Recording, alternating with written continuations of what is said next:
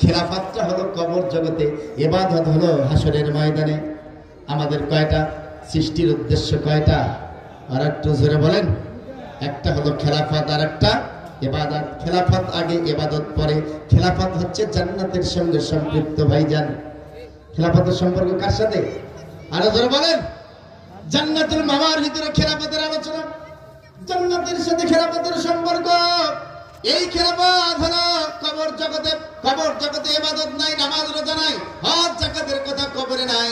কবর হচ্ছে খেলাফত। আবার হাসরের ময়দানে আপনার খেলাফতের ব্যাপারে কোনো প্রশ্ন করা হবে না, সেখানে আপনার জীবনের সমস্ত ইবাদতের ব্যাপারে জিজ্ঞেস করা হবে। তাহলে মানুষ সৃষ্টির উদ্দেশ্য দুইটা, একটা খেলাফত আর একটা ইবাদত। খেলাফতের ব্যাপারে কবরে জিজ্ঞেস করা হবে, ইবাদতের ব্যাপারে হাসরে জিজ্ঞেস করা হবে। বলেন সুবহানাল্লাহ। ভাইরা আমার, ভালো করে বসে নেন ভাইজান। খেলাফত আপনি কাকে দেবেন? খেলাফত এবং ইবাদতের ভিতরে পার্থক্য আছে না নাই? আরো জোরে বলেন, আছে না নাই? আরো জোরে বলেন, আছে না নাই? ভাইজান, একটা ছোট্ট উদাহরণ দেখি। এই বলেন তো ভাইজান, আমরা শত শত বছর থেকে খালি পর্দার ওয়াজ করতেছি ভাইজান। মহিলা মা বোন থাকে, যে ওয়াজ বাড়িতেই যান কবে যে হুজুরেরা পর্দার ওয়াজ করেন। আমার মতো শত শত বক্তা পর্দার ওয়াজ করতে করতে মরে গেছে ভাই। পর্দা বাড়ছে না কমছে? আমরা যখন ছোট ছোট ছিলাম তখন দেখছি যে একটা ব্লাউজ তৈরি করতে মা বোনদের 1 গজ 4 গিরা কাপড় লাগতো। এই হুজুরেরা ওয়াজ করতে করতে দেখা যায় যে 2 গিরা করে কমতে গেছে। কমতে কমতে 1 গজে ব্লাউজ বানা শুরু হয়েছে। আমরা আবার ওয়াজ করতেছি ভাইজান, শুনি যে আরো 2 গিরা নাই। কয় গিরা? 14 গিরাতে ব্লাউজ বানাচ্ছে। এখন শুনি যে আরো 2 গিরা কমে গেছে। কয় গিরা হয়েছে? এই ইয়াং তরুণ জেনারেশনটা আবার পর্দার ওয়াজ শুরু করছে, শুনতেছি যে আরো 2 গিরা নাই। কয় গিরা হয়েছে? 10 গিরাতে এখন ব্লাউজ বানাচ্ছে ভাইজান। এখন শুনতেছি যে ভারতের পাগলু ব্লাউজ বের হয়েছে, সেটা নাকি আরো 2 গিরা নাই। কয় গিরা হয়েছে? তাহলে আমাদের ওয়াজ যদি ভাইজান চলতেই থাকে আর 2 গিরা করে কমতেই থাকে, এক সময় পর্দার ওয়াজ চলবে কিন্তু ব্লাউজ বানাইতে কোনো গিরাই লাগবে না। কি হয় কিনা? এই কথা যদি কন, কিছু লোকের তো দোষ আছে, মুদ্রা দোষ। কথা হুজুর আপনাদের ওয়াজ করি টাকা নেন, ইমামতি করি টাকা নেন, এই জন্য আপনাদের মুখের বরকত কমে গেছে আর মহিলারা আপনাদের কথা শুনে পর্দা করে না। কিছু লোক আছে না নাই? আছে না নাই? এদের চিন্তাটা হলো হুজুর যদি জোরে হাঁটি যায় তাও কাছে হুজুর আজকে এত জোরে হাঁটতেছে, হুজুর মনে হয় কার বাবারের দাওয়াত দেখছি। আবার যদি হুজুর ধীরে হাঁটে তাও কিন্তু দোষ। তবে আজ কার বাবারে এমন বেশি খাইছে হুজুর যে পেট ধরে নড়তেই পারতেছে। আছে না নাই? আরো জোরে বলেন, আছে না নাই? ভাইজান, বিষয়টা আপনি আর ওইভাবে চিন্তা করলে হবে না, চিন্তাটা করতে হবে।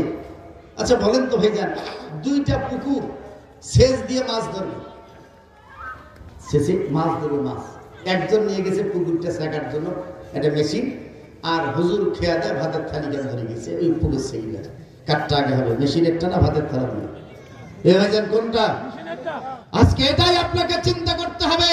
বাংলাদেশের তরুণ তরুণী যুবক যুবতীদেরকে বেপরোয়া বানানোর জন্য সমস্ত মেশিনগুলি 24 ঘন্টায় তাদের ব্রেনের ভিতরে পানি দিচ্ছে।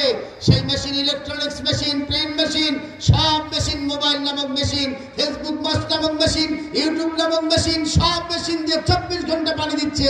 হুজুর ওইখানে বসে একবারে সে 1 ঘন্টা পর্দার ওয়াজ করবে, তারা তো পানি ঢালতেছে মেশিন দিয়ে, আর আমরা হুজুর পানি ঢালতেছি ভাতের থালা দিয়া। ঠিক কিনা বলেন? কারণ ওই মেশিন হুজুরের দখলে, হুজুরের দখলে আছে ভাতের থালা। হ্যাঁ, হুজুরের দখলে কি আছে? ভাতের থালা। হুজুরের দখলে মেশিন আছে? মেশিন তো হুজুরের দখলে নেই। ওই মেশিন যতদিন হুজুরের দখলে থাকবে না ততদিন পর্দা করা সম্ভব নয়। ভাইজান, যে কারণে এই উদাহরণটা দিলাম, একটু চিন্তা করেন আপনি।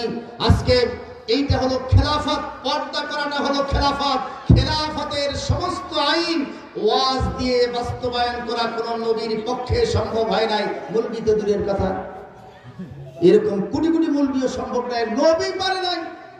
খেলাফতের সমস্ত আইন বাস্তবায়ন করতে হবে আইন প্রয়োগের মাধ্যমে, রাজনীতির মাধ্যমে, খেলাফতের মাধ্যমে, রাজনীতির মাধ্যমে, আর ইবাদতের সমস্তগুলি দাওয়াতের মাধ্যমে, এই মুলবির ওয়াজের মাধ্যমে সম্ভব।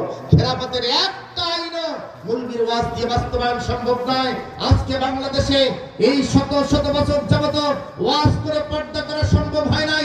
বাংলাদেশ সরকার আজকে যদি একটি আইন করে, কোন বেপরোয়া নারী পেট পিট বাই করে বেহায়ার মতো, নির্লজ্জের মতো শহরের বন্দরে বন্দরে ঘুরতে পারবে না।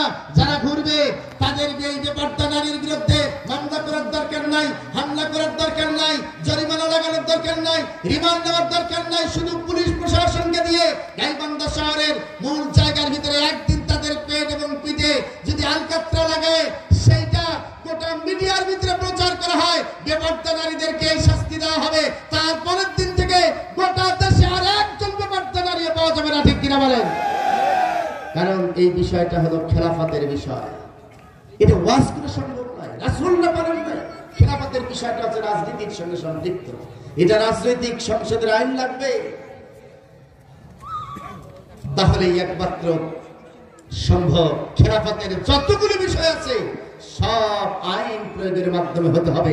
ভাইরা আমার, এই কোরআনের ভিতরে রাজনীতির আইন আছে, 903টি আয়াত আছে রাজনীতির ব্যাপারে। অনেকের এই চোখ দেখে না ভাই, যান ওই রাজনীতি। নামাজের কথা আছে 82 বার, তারে ঠেলায় বাসরা বাসে না। হজের কথা আছে কয়েকবার, সেই হজের চিন্তায় বাসরা বাসে না। হ্যাঁ, রোজার কথা আছে মাত্র 2-3 বার, সেই রোজার চিন্তায় বাসরা বাসে না। আর যে রাজনীতির কথা 903 বার এই কোরআনের ভিতরে থাকলো, কোরআনে খেলাফতের আয়াত হলো 500-এর মতো, সেগুলির ব্যাপারে তার কোনো মাথা ব্যথা নাই। এগুলি রাজনীতি করে চালায়। হ্যাঁ, রাজনীতির সঙ্গে কোরআনের কোনো সম্পর্ক নাই। এই কথা কোরআনেও নাই, হাদিসেও নাই, আল্লাহ বলে নাই, রাসূল বলে নাই, এই কথা বলেছে একজন নেতা। ঠিক কিনা বলেন? আরো জোরে বলেন ঠিক কিনা? আমার কিছু ভাই বলেন যে ধর্ম এক জিনিস, রাজনীতি এক জিনিস। জানেন মিয়া, ধর্ম এক জিনিস, রাজনীতি এক জিনিস। এই ফতোয়া কে তোমাকে শেখালো? এই ফতোয়া ব্রিটিশের ফতোয়া। তুমি এই ফতোয়া মুসলমানদেরকে কোরআন হাদিস দিয়ে চালায় দাও, এটা তো ব্রিটিশের ফতোয়া, এটা কোরআন হাদিসের ফতোয়া না। কোরআন হাদিসে আরেক দল বলেন আমাদেরকে ভোটও লাগে না, নোটও লাগে না। আরে মিয়া, ভোটও লাগে নোটও লাগে, দুইটাই কোরআনে আছে।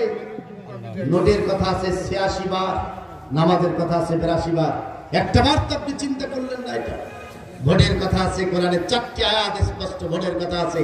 ভোটও লাগে না, নোটও লাগে না, এই কথা ইলিয়াসের, ভারতের। এই কথা মুসলমান কোরআনেরও না, হাদিসেরও না, আল্লাহর না, রাসূলের না, দিচ্ছেন ব্রিটিশের। গোটা মুসলিম জাতিকে আপনি ঠকাচ্ছেন। এরও বিচার কিয়ামতের ময়দানে আপনার হবে, আমারও হবে। কিয়ামতের ময়দানে আপনার বিচার হবে। আপনি ধোঁকা দিয়ে জাতির মুসলমানদেরকে বিভ্রান্ত করেছেন। কি দরদ, মসজিদের ভিতরে রাজনীতি করা যাবে না। আরে মিয়া, মসজিদ তো তৈরি হয়েছে রাজনীতির জন্য, মসজিদের ভিতরে রাজনীতি করা যাবে না, মসজিদ তৈরি হয়েছে রাজনীতির জন্য। ঠিক কিনা বলেন? আরো জোরে বলেন ঠিক কিনা? আজকে যারা যে বাতিল নেতা এই কথাগুলি বলে, ব্রিটিশের কথা, ভারতের কথা, তাদের কথা দিয়ে মুসলমানদেরকে দলিল দিয়ে মুসলিম জাতিকে বিভ্রান্ত করছে। আগামী আখিরাতের ভিতরে আল্লাহর দরবারে তাদেরকে জবাবদিহি করতে হবে, সেখান থেকে ছাড় পাবে না। এত সহজ নয়।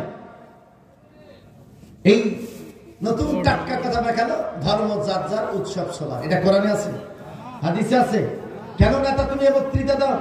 তোমার তো নির্লজ্জের মতো, তুমি একজন মুসলমান, গোটা মুসলিম জাতিকে তুমি বিভ্রান্ত করছো। নিজেকে খুব জ্ঞানী মনে করো, তুমি পাওয়ারফুল মনে করো। খবরে একটা বার যাও, খবর তোমারও আছে। ঠিক কিনা বলেন? আরো জোরে বলেন ঠিক কিনা? ভাইরা আমার, কি নেতা বানাবেন সেই দৃষ্টান্ত দিয়েছেন কে? আরো জোরে বলেন কে? আল্লাহ রাব্বুল আলামিন জানায় দিলেন। আল্লাহ তাআলা বললেন, একটি কোরআনে সূরা অবতীর্ণ করেছেন, সূরাটার নাম হলো সূরা ইমরান। কি সূরার নাম ভাইজান বলেন তো? এই ইমরান একটা মানুষের নাম, বৃদ্ধ মানুষ, 90 বছর বয়স। এই লোকটা, এই বৃদ্ধ বয়স, তার প্রায় 80 বছরের মতো ভাইজান। এই 80 বছরের এক বুড়ি আর বৃদ্ধ বয়স, এই বৃদ্ধ বয়সের বুড়া বাইতুল মুকাদ্দাসের ইমাম ছিলেন এই ইমরান। কোন মসজিদে? আমাদের যে বাইতুল মুকাদ্দাস ফিলিস্তিন, আল ইমরান। এনার স্ত্রীর নাম হলো হান্না বিনতে ফাতুস, তার সন্তানের নাম হলো মরিয়ম। কি নাম? আরো জোরে বলেন। এই হান্না বিনতে ফাতুস বৃদ্ধ বয়সে আল্লাহর কাছে দোয়া করছে, আল্লাহ সারাটা জিন্দেগি মানুষ আমাকে শুধুমাত্র কথা শুনে, আমার ছোঁয়া নাই, বাচ্চা নাই, এই একটা বাচ্চা অন্তত দেন, আমি বাইতুল মুকাদ্দাসে দান করে দেব। আল্লাহ তাআলা বৃদ্ধ বয়সের দোয়াটা কবুল করলেন। বলেন সুবহানাল্লাহ।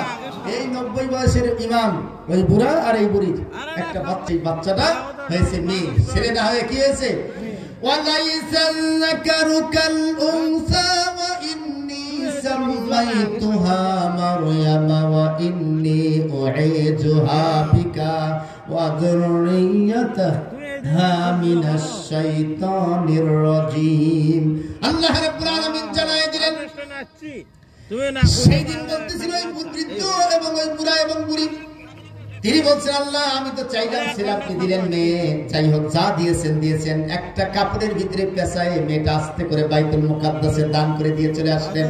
গোটা দেশের ভিতরে হরফ পড়ে গেল যে এই বৃদ্ধ বয়সে দোয়ার কারণে একটা মেয়ে হয়েছে। সেই মেয়েটাকে দেখার জন্য, লালন পালনের জন্য হাজার হাজার মানুষ সেখানে ছুটে আসলো। বাইরে আমার রাজনীতিবিদরা আসলো, চাকরিজীবীরা আসলো, ব্যবসায়ীরা আসলো, ধনী মানুষেরা আসলো, 11 জন এসে তারা সবাই চাচ্ছে যে মেয়েটাকে আমাকে দেন, আমি মেয়েটার লালন পালন করবো, এরকম সবাই চাচ্ছে।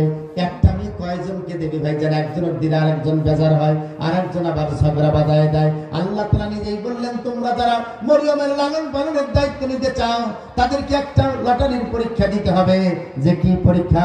যে তোমরা দজলা নদীর পাশে দাঁড়িয়ে যাও, সেইখানে তোমাদের পকেট থেকে কলম বের করে এই কলমটা ওই পানির ভিতরে ছুঁড়ে মারো। যার কলমটা ভেসে যাবে আমি তাকে মরিয়মের লালন পালনের দায়িত্ব দেব না, যার কলমটা স্থিতিশীল দাঁড়িয়ে থাকবে তাকেই দেব। আল্লাহ তাআলা নিজেই জানায় দিলেন যালিকা মিন আম্বাইল গায়বি নূহিহি ইলাইকা ওয়া মা কুনতা লাদাইহিম ইয ইয়ালকুনা আকলামাহুম আইয়ুহুম ইয়াকফুলু মারয়াম ওয়া মা কুনতা লাদাইহিম ইয ইয়াখতাসিমুন। ভাইজান এই কথা আমার না, এই কথা কার?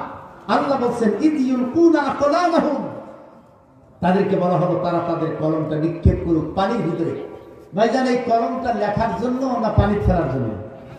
আরে ভালো করে বলেন, লেখার জন্য না পানি ফেলার জন্য? আর এই কলম কেমন আল্লাহ পানি ফেলবার গায়ে হয়তো কামটা ভাইজান বলতো, এটা কথা হলো দুনিয়ার কোনো মানুষ করলে তাও মানা যায়, এটা আল্লাহ কেমন কলম কেমন পানি ফেলে? এটা লেখার জিনিস, এটা কেমন পানি ফেলে? যদি একটা শলাকা জাতীয়, সিন্ডা জাতীয়, খড় জাতীয় কিছু ফেলেবার কিন্তু তাও কি পানি ফেলাবে ভাইজান?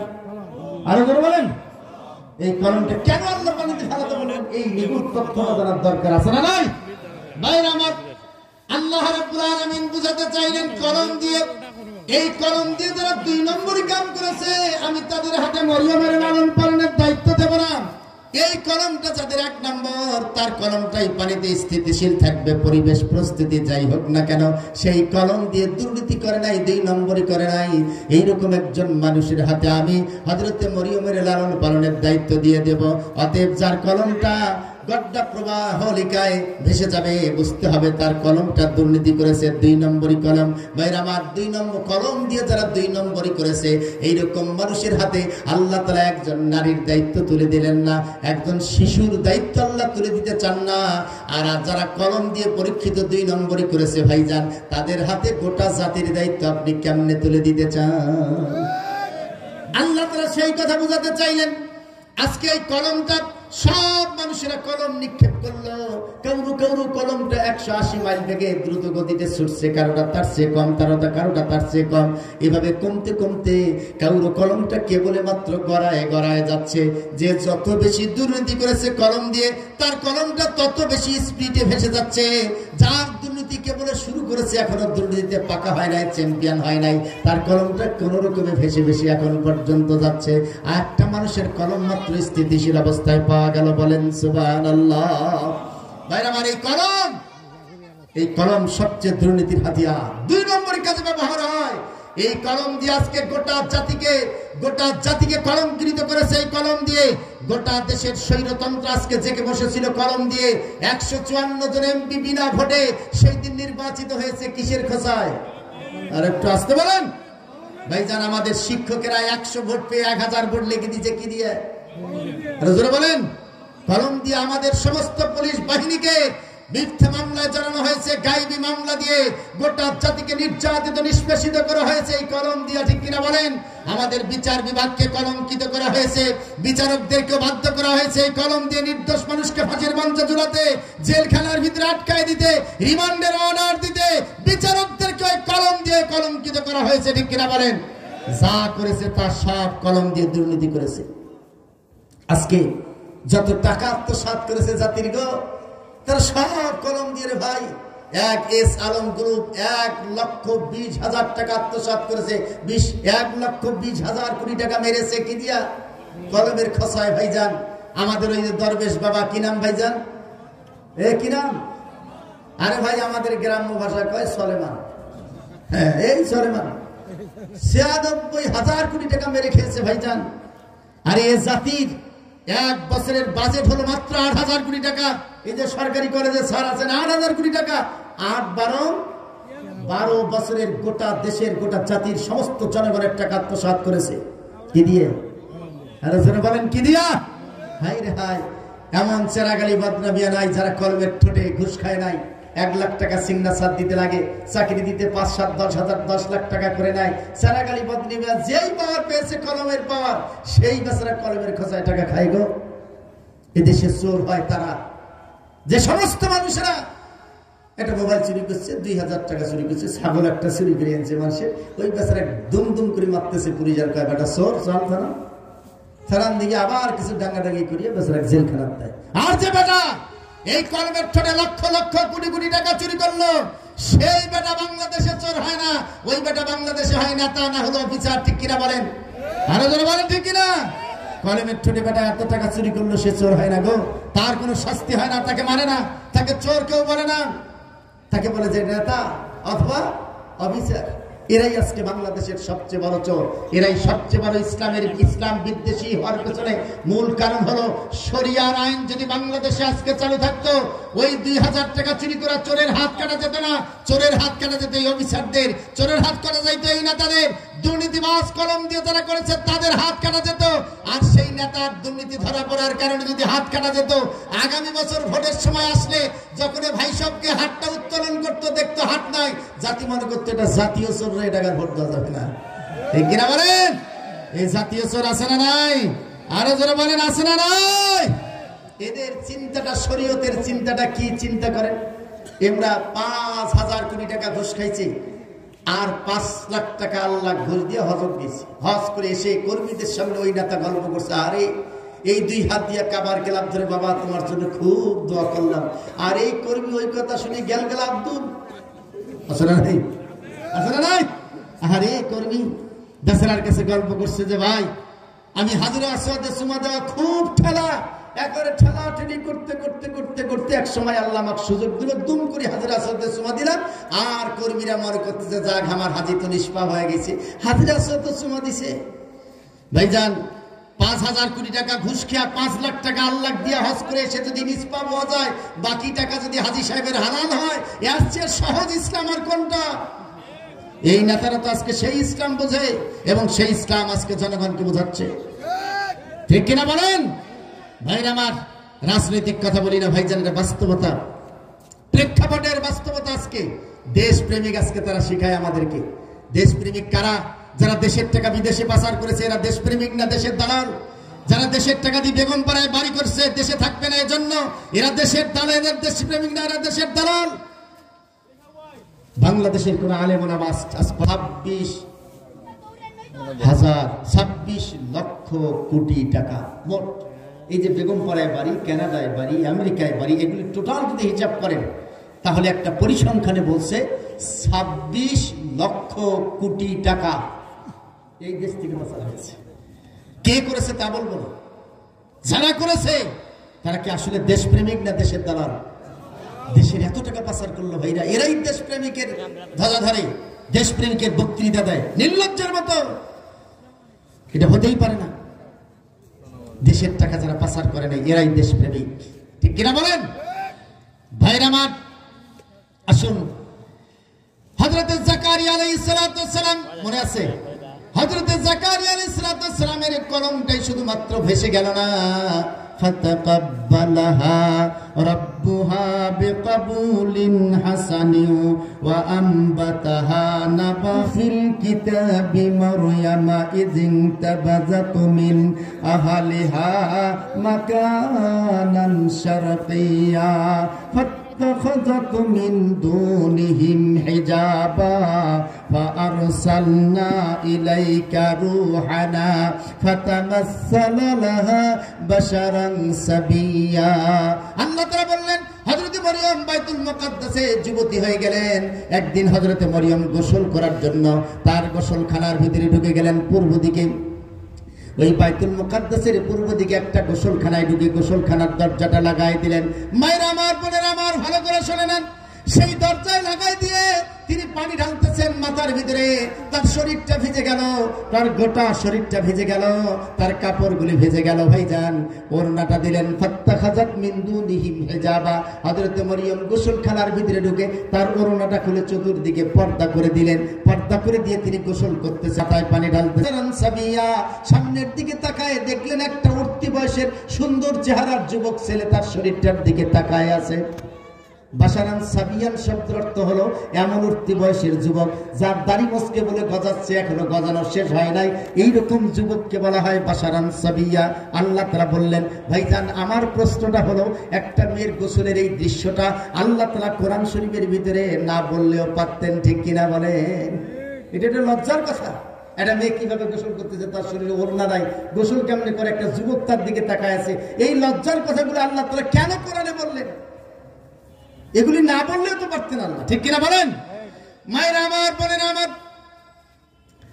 আল্লাহ নবী জানাই দিলেন ইযা সাল্লাত খামসাহা ওয়া সামাত শাহরাহা ওয়া তাআত বালাহা ওয়া হাফাজাত ফারজাহা। একজন নারী যদি চারটি কাম করে জান্নাতে যাবে, তার একটা হলো নামাজ, একটা রোজা, স্বামীর আনুগত্য আর একটা পর্দা। এই পর্দার ব্যাপারে আলোচনা করতে গিয়ে এই ঘটনাটার অবতরণ ঘটে গেছে। ভাইরা আমার, ওই ছেলে এবং হযরতে মরিয়ম যখন দেখলেন ছেলেটা তার দিকে তাকায় আছে, এত লজ্জা পেলেন, শরম পেলেন হযরতে মরিয়ম, কিন্তু চিৎকার করলেন না। তিনি ফ্যাকাশে হয়ে গেলেন। তার হাতগুলি বুকের ভিতরে জড়ায় নিয়ে তিনি একটা দোয়া পড়লেন। আল্লাহ তাআলা সেই দোয়াটা কোরআনের ভিতরে তুলে দিয়েছেন। বলেন সুবহানাল্লাহ। ক্বালাতু ইন্নী আউযু বিররহমানি মিনকা ইন কুনতা তাকিয়া। বলেন আল্লাহু আকবার। আল্লাহ রাব্বুল আলামিন জানাই দিলেন মরিয়ম সেই দিন দোয়া করেছিল। ভাইরা আমার, সেই দিন হযরতে মরিয়ম এবং এই ছেলেটার যে দুর্ঘটনাটা ঘটলো, হযরতে মরিয়মের এই অবস্থা দেখে তার শরীরটা ফ্যাকাশে হয়ে গেছে, লজ্জায় আড়ষ্ট হয়ে গেছে, জড়সড় হয়ে গেছে। ছেলেটা এবারে হযরতে মরিয়মকে বললেন, মরিয়ম ক্বালা ইন্নামা আনা রাসূলু রাব্বিকি লিআহাবা লাকি গুলামান যাকিয়া। হযরতে মরিয়মকে বললেন, মরিয়ম তুমি ভয় পেও না, আমি তো দুনিয়ার কোনো মানুষ নই, আমি আল্লাহর প্রেরিত ফেরেশতা হযরতে জিবরিল। বলেন সুবহানাল্লাহ। হযরতে মরিয়ম তার ঘরের চতুর্দিকে দেখলেন কোনো ফাঁক ফোকর নাই, মানুষ আসার কোনো বুদ্ধি নাই। ভাইরা আমার, হযরতে মরিয়ম বিশ্বাস করলেন, তাকে জিজ্ঞেস করলেন, এই অসময় আপনি কেন গোসলখানার ভিতরে এসেছেন? এই জিজ্ঞেস করলেন। ভাইরা আমার, মা বোনেরা আমার, সেই দিন হযরতে মরিয়ম তার ওড়না খুলে গোসল করেছেন। এই দৃশ্যের বর্ণনা দিতে গিয়ে আল্লাহ তাআলা এই আয়াত থেকে ৬০টি মাসআলা দিয়েছেন। তার প্রথম মাসআলাই হলো কোন উন্মুক্ত জায়গার ভিতরে, খোলা জায়গার ভিতরে, খোলা টিউবওয়েলের ভিতরে, নদীর পাড়ে, পুকুরের ধারে যদি খোলা থাকে, সেই জায়গায় একজন নারীর জন্য গোসল করা কবিরা গুনাহ, হারাম, জায়েজ নাই। আপনি পুকুরে গোসল করতে পারবেন, কিন্তু সেটা ঘেরা থাকতে, ফাত্তাখাযাত মিন দুনিহিম হিজাবা, হিজাব থাকতে হবে, পর্দা থাকতে হবে। পর্দাহীন আপনি এটা করতে পারবেন না। ভাইরা আমার, ছেলেটা এবারে জবাব দিলেন হযরত মরিয়মকে, লিআহাবা লাকি গুলামান যাকিয়া, আল্লাহ তোমাকে একটা নেক সন্তান তোমার গর্ভে দিতে চায়। হযরতে মরিয়ম এই কথা শোনার পরে ক্বালাত আন্না ইয়াকুনু লি গুলাবুন ওয়া লাম ইয়ামসাসনি বাশারুন ওয়া লাম আকু বাগিয়া। হযরতে মরিয়ম বলেন, আশ্চর্য কথা, আপনি কি কথা বলেন? আন্না ইয়াকুনু লি গুলাম, আমার কেমন সন্তান? আমাদের বিয়ে হয় নাই, বিয়ে না হইলে আমার সন্তান হয় কেমন? ওয়ালাম ইয়ামসাসনি বাশারুন, আজ পর্যন্ত কোন পুরুষ আমার শরীরে যৌবন আসার পরে স্পর্শ করে না, এটার নাম পর্দা। মায়ের আমার, বোনের আমার, আজকে আপনি বোরকা পরেন, বোরকা পরে মুখটা সুন্দর করে ঢেকেন, ঢেকে আপনি পরপুরুষের সঙ্গে ভালোবাসায় লিপ্ত হয়ে যান, লিপ টুগেদার করেন, প্রেম করেন, পরপুরুষের হাতে বাদাম খান, হাতে ধরে আপনি পার্কে ঘুরতে যান, এইটার নাম পর্দা নয়। পর্দার ক্ষেত্রে লাম ইয়ামসাসনি বাশারুন, হযরত মরিয়ম বলেছেন, যৌবন আসার পর থেকে এখন পর্যন্ত আমার এই শরীরে কোনো পরপুরুষ স্পর্শ করে নাই, এইটার নাম পর্দা। আপনি তো পর্দা করেন এটা ফরজ আদায়ের জন্য না, বরং আপনি পর্দা করেন প্রেম করার জন্য। আপনি কার মেয়ে এটা যেন কেউ চিনতে না পারে, ঠিক কিনা বলেন? এই নিয়তে পর্দা করলে গুনাহ হবে। পর্দাকে আপনি কলঙ্কিত করছেন আজকে, এটার থেকে আপনাকে বের হয়ে আসতে হবে। আর আমি তো চরিত্রহীন ছিলাম না। তিনটা কথা বলেছেন, একটা হলো আমার বিয়ে হয় নাই, সন্তান হবে কেমনে। 2 নম্বর বলছে কোন পরপুরুষ এখন আমার শরীরে স্পর্শই করে নাই, তা আমার সন্তান হয় কেমনে। 3 নম্বর বলছে ওয়ালাম আকু বাগিয়া, আমি তো চরিত্রহীন ছিলাম না, আমার সন্তান হবে কেমনে। ক্বালা কাযালিক, হযরত জিবরিল বললেন এটা আমার কেমনে কারণ আমি কেমনে জানি সন্তান কেমনে হয়, তো এটা আল্লাহ জানে, আমি কেমনে জানি। জিবরিল জানে না সন্তান কেমনে হয়, পীর সাহেব যাই না বসে আছে। রাজার বলেন ঠিক কিনা? সন্তান দেওয়ার মালিক আল্লাহ না পীর? আরো জোর বলেন আল্লাহ না পীর সাহেব? সন্তান দেওয়ার মালিক মাজার না আল্লাহ? মায়ের আমার এই ভ্রান্ত থেকে বের হয়ে আসুন। জিবরিলের মতো মানুষ বলছে ক্বালা কাযালিক, এটা আমি কেমনে বলি যে সন্তান কেমনে হয়? সন্তান দেওয়ার মালিক তো আমি না, সন্তান দেওয়ার মালিক কে? ভাইরা আমার, হযরত মারিয়ামের হযরত ঈসা আলাইহিস সালামের রূহ হযরত জিবরিল ফু দিয়ে তার গর্ভের ভিতরে ঢুকায় দিয়েছে। তিনি গর্ভবতী হলেন, স্বামী ছাড়াই একটা রূহ তার ভিতরে চলে গেল, তিনি গর্ভবতী হয়ে গেলেন। ভালো করে শুনে নেন ভাইজান, হযরত মরিয়মের গর্ভটা 9 মাস যখন প্রকাশ হলো, তখন সমস্ত বাইতুল মুকাদ্দাসের আশেপাশের লোকেরা তাকে ধরলো। মরিয়ম বলে এই ঘটনা কে ঘটাইছে, এই অকামটা কে করলো, তোমাকে গর্ভবতী কে করলো, তার নামটা একটা বার বলো। ভাইরা আবার হযরত মরিয়ম কারো নাম বলছিল না। হযরত মরিয়মকে তারা এতদিন যাবত সবচেয়ে বড় সম্মানের জায়গায় রেখেছিল, আজকে তাকে মসজিদ থেকে বের করে দিল। 5 দিন পর্যন্ত হযরত মরিয়মের কোনো খাওয়া নাই, কেউ তাকে এক ফোঁটা পানি দেয় না, খাদ্য দেয় না। গাইলাতে শুধু তাকে তাড়ায় দেয়, শুধুমাত্র তার বিরুদ্ধে ঘৃণা ছড়ায়। হযরত মরিয়ম এই 9 মাসের গর্ভবতী, না খেয়ে তার গোটা শরীরের চলন শক্তি যেন হারিয়ে গেছে। হযরত মরিয়ম এমন বেকায়দায় পড়ে গেলেন, কোথাও কোনো খাবার নাই, পানির কোনো ব্যবস্থা নাই। আল্লাহ তাআলা নিজেই বললেন, হযরত মরিয়ম এক সময় বলে ফেলল ক্বালাত ইয়া লাইতানি মিতু ক্বাবলা হাযা ওয়া কুনতু নাসিয়াম মানসিয়া। বলেন আল্লাহু আকবার। হযরত মরিয়ম আল্লাহর দরবারে একবার বললেন, আল্লাহ এর চেয়ে যদি আমার মৃত্যু হতো তাহলেই না কত ভালো হতো, এই কষ্ট তো সহ্য যায় না। এই কথা বলে পাগলিনীর মতো তিনি যে যাচ্ছেন, কিন্তু তিনি যাচ্ছেন মরুভূমির দিকে। ভাইজান, মরুভূমির দিকে তিনি চলতেছেন, এটা তার হুঁশ নাই। মরুভূমির দিকে তার সমস্ত শরীর নিঃশেষ হয়ে যাচ্ছে। এই সময় তার প্রচন্ড প্রসব বেদনা শুরু হয়ে গেল। হযরত মরিয়ম আর চলতে পারলো না। একটা শুকনো খেজুর গাছের নিচে আস্তে করে টলতে টলতে খেজুর গাছের নিচে বসে গেল।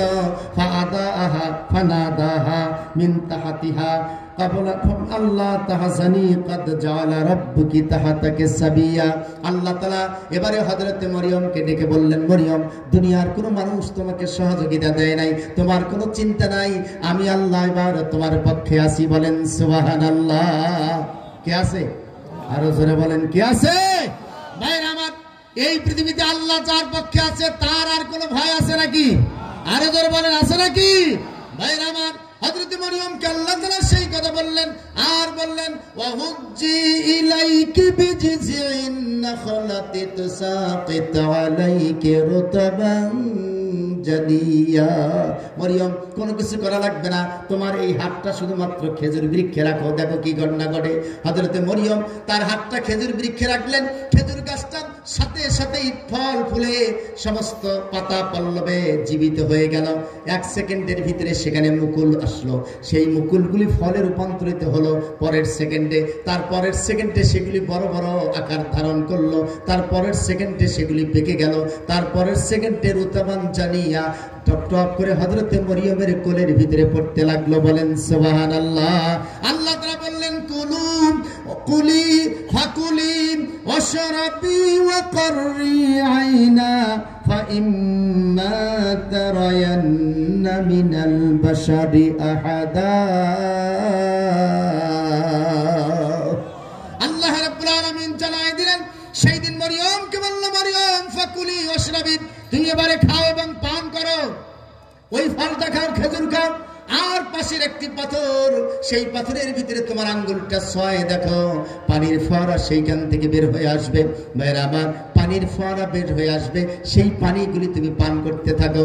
আল্লাহ তাআলা এই দিক দিয়ে ওয়াকাররি আইনি, তার চোখের সামনেই আল্লাহ তাআলা তাকে একটা নেক সন্তান হযরত ঈসাকে প্রসব করায় দিলেন। বলেন সুবহানাল্লাহ। সন্তানের মুখের সন্তান প্রসব হয়ে গেল, পেট শান্তি হয়েছে, তীব্র ক্ষুধা এবং পানির পিপাসা মিটে গেছে। অত্যন্ত ক্লান্তিবোধ নিয়ে সবচেয়ে আকর্ষণীয় চোখের চাহনি দিয়ে ছেলেটার মুখের দিকে তাকায় আছে। মা যখন সন্তানের মুখের দিকে তাকালো, হযরত মারিয়ামের অতীতের সমস্ত কষ্টগুলি ভুলে গেলাম। ভাইরা আমার, আপনি আমিও তো সেই মায়ের সন্তান। মা যখন আপনাকে আমাকে প্রসব করেছে ভাইজান, মা তার জীবনের সমস্ত কষ্টগুলি ভুলে গেছে।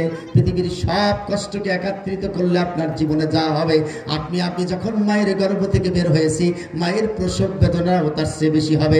ভাইরা আমার, বাবার চেয়ে মায়ের মর্যাদা কয় গুণ বেশি ভাইজান? আর একটু আসতে বলেন। এ ভাইজান বলেন কয় গুণ? 4 গুণ হইলে কি অসুবিধা আছে? 3 গুণ হওয়া লাগবে কেন? وَوَصَّيْنَا الْإِنسَانَ بِوَالِدَيْهِ حَمَلَتْهُ أُمُّهُ وَهْنًا عَلَى وَهْنٍ وَفِصَالُهُ فِي عَامَيْنِ। 3 গুণ মর্যাদা বেশির পেছনে কারণ আল্লাহ তাআলা বললেন, আপনি আমি 9 মাস 10 মাস যাবত মায়ের গর্ভে ছিলাম ভাইজান। মায়ের রক্ত দিয়ে আমাদের এই শরীরটাকে আল্লাহ তাআলা বানায় দিয়েছেন। আপনার এই হাত, যে হাত উঁচু করে আজকে মায়ের উপরে আপনি খবরদারি করেন, ভাইজান আপনি কি জানেন ওই হাতটা মায়ের রক্ত দিয়ে আল্লাহ বানায় দিয়েছেন? যে মুখ দিয়ে আজকে মাকে গালিগালাজ করেন গো, সেই মুখটা মায়ের রক্ত দিয়ে আল্লাহ আপনাকে বানায় দিয়েছে। কার রক্ত দিয়ে, কার মুখ দিয়ে কাকে গাইলেন আপনি? যে চোখটা বড় বড় করে মায়ের দিকে চোখ রাঙ্গায় কথা বলেন, ওই চোখটা তো আপনার মায়ের রক্ত দিয়ে আল্লাহ বানায় দিয়েছেন। কার আগে আপনি চোখ রাঙ্গান? আপনি আজকে নিজেকে এত বড় নেতা মনে করেন, জ্ঞানী মনে করেন। আপনার ওই ব্রেনটা, ওই মগজটা আল্লাহ তাআলা মায়ের রক্ত দিয়ে বানাই দিয়েছে। বান্দা, একটা বার তোমার এই কথা স্মরণ হয় না? তুমি নিজেকে মনে করো যে তুমি হিরো, আর তোমার মা কিছু বোঝে না, একেবারে সরল সাদা মানুষ, এটা পাগলি মানুষ। আহারে, এই কথা বলার কোনো যুক্তিকতা এটা আপনার নাই।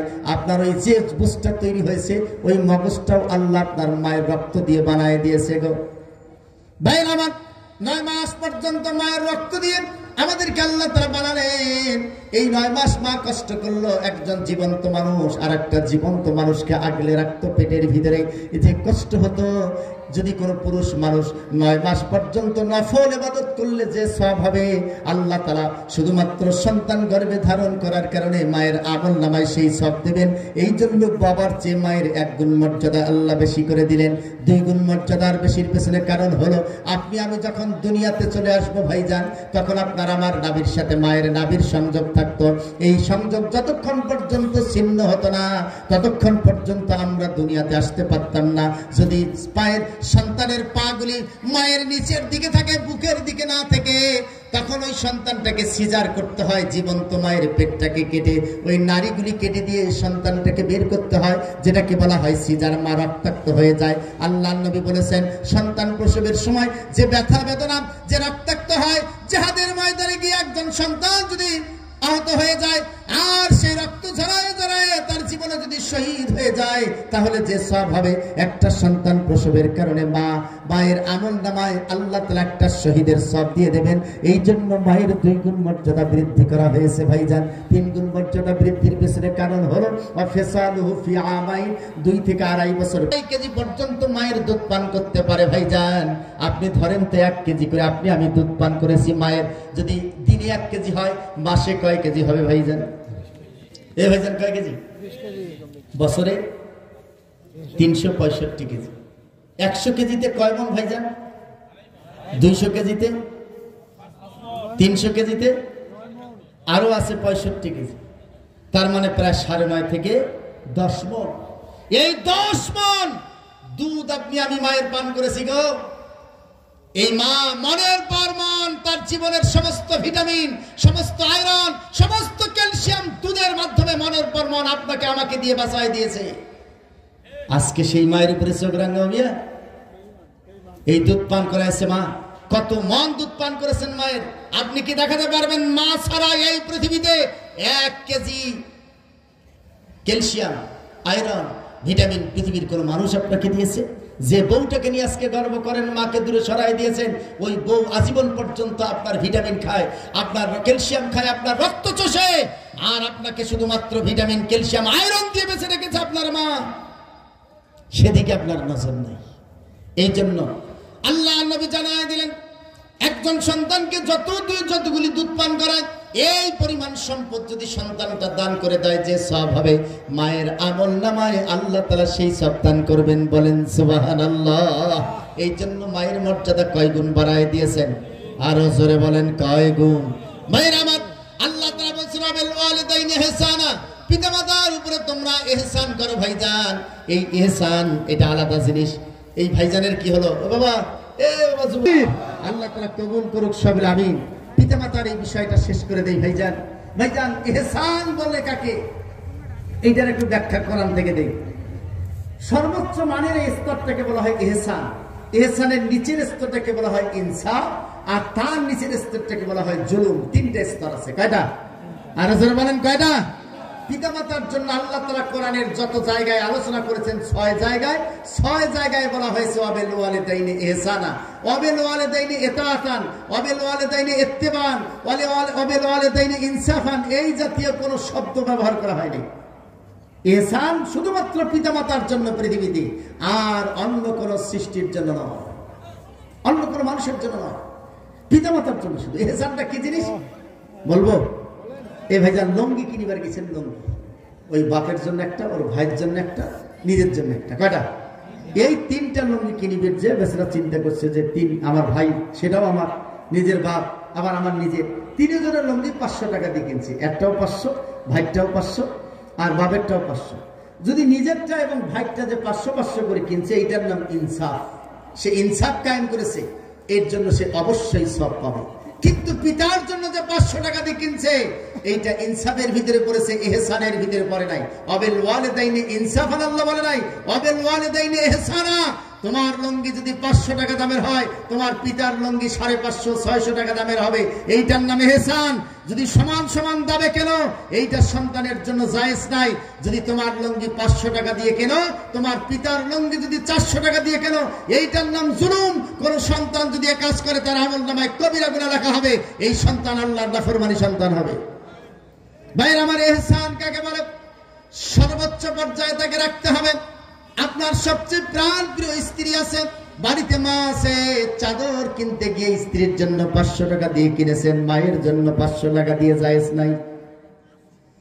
মায়ের জন্য স্ত্রীর চেয়ে বেশি দামে কিনতে হবে, এটার নাম ইহসান। সমান সমান হলে হবে ইনসাফ। ওয়াবিল ওয়ালিদাইনি ইনসাফ আল্লাহ বলে নাই, বলেছেন ওয়াবিল ওয়ালিদাইনি ইহসানা। আপনাকে ইহসান করতে হবে, এটা আপনার জন্য ফরজ। ভাইরা আমার, আপনার ইহসান কাকে বলে? আপনার স্ত্রীর জন্য 500 টাকা দামের চাদর কিনেছেন, মায়ের জন্য যদি 400 টাকা দিয়ে চাদর কেনেন, এইটার নাম জুলুম। কোন সন্তান যদি এটা করে, ওই সন্তানের আমলনামায় কবিরা গুনাহ লেখা হবে। ভাইরা আমার, আপনার সবচেয়ে কলিজার টুকরার সন্তান বাড়িতে আছে, 1 কেজি গরুর গোশত নিয়ে এসেছেন, ওই সন্তানকে 2 টুকরো গরুর গোশত দিয়ে ভাত দিয়েছেন, বৃদ্ধ পিতামাতাকেও 2 টুকরো করে দিয়েছেন। এইটার নাম হলো ইনসাফ। এইটা আপনার ছোট্ট ছোট্ট ভাই বোন যদি হয়, তাদেরকে দিলে আপনি সওয়াব পাবেন, কিন্তু পিতামাতাকে এটা আল্লাহ তাআলা জায়েজ করে নাই। আপনার কলিজার টুকরার সন্তান মহব্বতের যারা, তাদেরকে যে অংশটা দেবেন তার চেয়ে বেশি দিতে হবে পিতামাতাকে, এইটার নাম ইহসান। কলিজার টুকরার সন্তানকে যদি 2 টুকরো দেন, আর বৃদ্ধ পিতামাতাকে যদি 3 টুকরো দিয়ে গোশত দিয়ে ভাত দেন, এইটার নাম হলো ইহসান। আপনি যদি আপনার সন্তানকে 2 টুকরো দেন, আর আপনার নিজের পিতামাতাকে যদি 1 টুকরো মাংস দিয়ে ভাত দেন, এইটার নাম হচ্ছে জুলুম। কিয়ামতের ময়দানে আপনার আমলনামায় কবিরা গুনাহ লেখা হবে। ভাইরা আমার, আল্লাহ তাআলা এটা পিতামাতার জন্য জায়েজ করে নাই। ইহসান কাকে বলে চিন্তা করেন তাহলে। ইহসানটা হলো সর্বোচ্চ পর্যায়ে আপনাকে দিতে হবে। আজকে বাড়িতে গিয়ে একটা বার যদি আপনি দেখেন আপনার রুমটা ভালো, আপনার পিতামাতার রুমটা, বৃদ্ধ পিতামাতার রুমটা একবারে নোংরা, ছোট্ট একটা রুমে তাকে রেখেছেন। আপনার খাটটা দামি, পিতামাতার খাটটা হলো ভাঙ্গা খাট। আপনার লেপটা ভারী, লেপটা দামি, আর পিতামাতার কম্বলটা ছেঁড়া। আপনার মশারিটা ভালো, পিতামাতার মশারিটা ছেঁড়া। ভাইরা আমার, এইরকম একটা নোংরা পরিবেশে যদি আপনার চেয়ে আপনার পিতামাতার পরিবেশ থাকার পরিবেশটা খারাপ হয়, প্রত্যেক রাইতে ওই সন্তানের আমল নামায় কবিরা গুনাহ লেখা হবে। কি চিন্তা করেন এগুলা? কবিরা গুনাহ লেখা হবে, কবিরা গুনাহ। আপনি আপনার বুড়া কম্বলটা, ওই ছেঁড়া কম্বলটা দিয়েছেন, আপনার পিতার জন্য ইহসান হলো সেটা। ওই বাড়ির সবচেয়ে বড় রুমটা হবে তার, সবচেয়ে দামি খাটটা হবে তার, সবচেয়ে ভালো দামি কম্বলটা হবে তার, সবচেয়ে নতুন মশারিটা হবে তার, সবচেয়ে ভালো বালিশটা হবে তার, সবচেয়ে বিছানার ভালো চাদরটা হবে তার। এইটার নাম ইহসান। আপনি কি করেন? যে হুজুর এখন কি করবো, নিজের বউ তো এগুলো পারে না। আজ এই ফতুয়া যদি দিয়ে যায় যে ভাই এ কাম করা যাবে না, বউ মানবে না, তাহলে তো আপনি ফিরে আবার বাড়ি যেয়ে ঝগড়া বাজায় দেবেন। আরে ভাই, একটা কথা মনে রাখেন, একটা কথা মনে রাখেন, আপনার পিতামাতার এই সেবা করা, ইহসান করা আপনার জন্য ফরজ না বউর জন্য? কার জন্য? যে লোক পিতামাতার প্রতি ইহসান করতে গিয়ে বউয়ের দুর্বলতা দেখায়, এটা কাপুরুষ। আল্লাহর দৃষ্টিতে এটা কাপুরুষ, এটা কাপুরুষ। এটা কখনোই হতে পারে না। ভাইরা আমার, অতএব সতর্ক থেকে যান, সতর্ক হন, কবিরা থেকে প্রত্যেক রাইতে বাঁচতে হবে আমার। আসুন, আমি আর মনে হয় কথা বাড়াবো না, রাত অনেক গভীর হয়ে গেছে। আমাদের 5টা ছেলের আমরা মাথায় পাগড়ি দেব ইনশাআল্লাহ। আরো জোরে বলেন ইনশাআল্লাহ। কই ছেলেরা কই আসছে?